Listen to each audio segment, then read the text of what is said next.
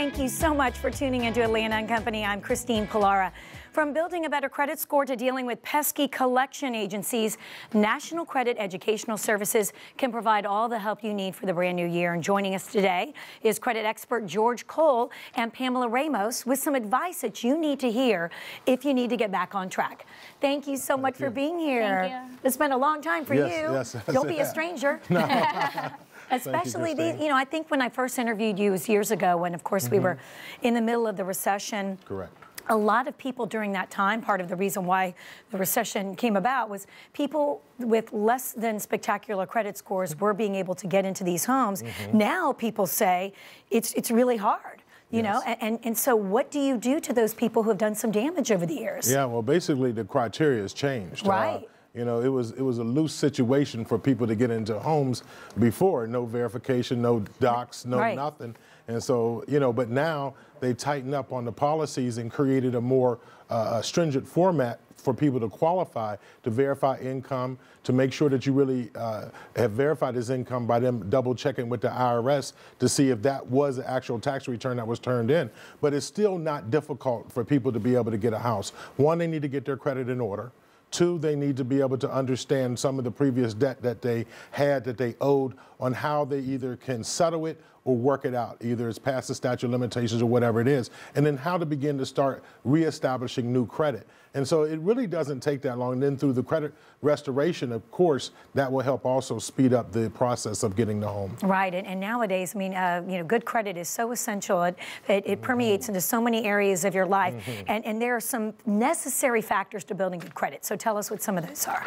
Well, basically, some of the necessary factors are, number one, you want to be able to reduce your balances on your credit cards. That's one of the key factors. The balances on the credit card says so much about you. Are you budgeting? Are you living within your means? Are you overextended? Are you making enough money? If your balances are high, it says that, you know, these are issues. And therefore, they're going to be a penalty against you, and it's about 30% of the credit. Right. I mean, I've mentioned to our viewers on the show, my husband's like Clark Howard's brother in another life. He is, yeah, I remember? Yes. And I mean, just really strict about those cards and not having store cards where the interest rate is so high.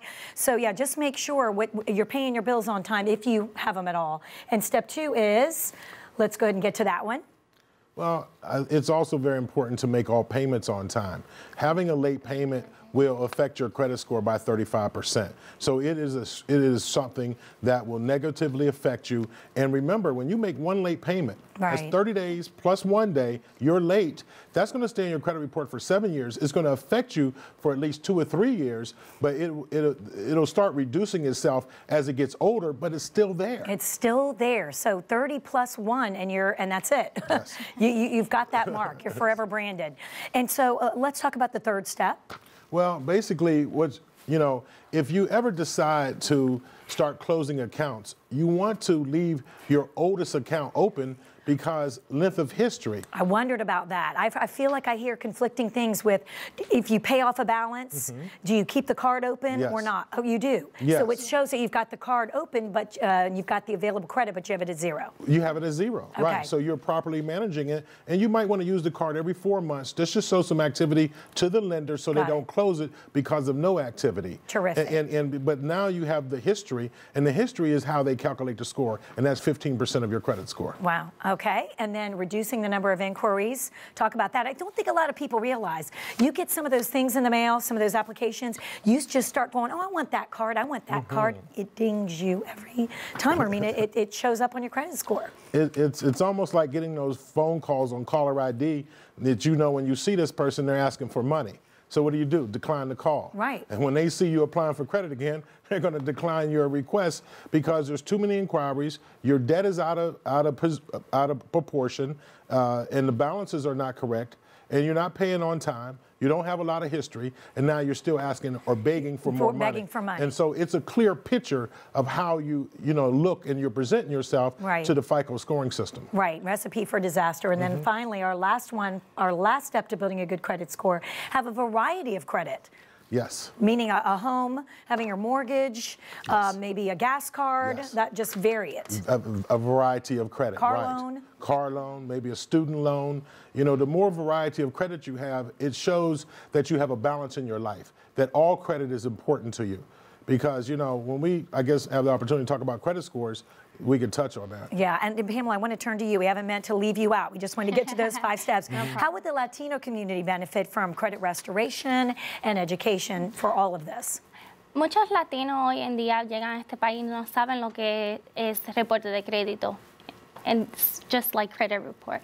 Y ellos necesitan establecer un crédito para su futuro, para que agarren tarjetas de crédito con intereses bajos y cuando saquen su casa también tengan un pago bien pequeño. A veces es bueno comprar casas cash, pero al final del día es mejor sacar un personal loan. In other words, we want to, like George was just saying, we want to establish great credit history where we can get new cars and be aware of the education where you can get new cards with low interest, and instead of paying everything cash, you want to establish credit. Right, right. And let's say somebody unfortunately has had a really tough time and those credit or collection agencies are harassing them. What can people do? What we send is a devalidation letter, so these creditors will stop them from harassing.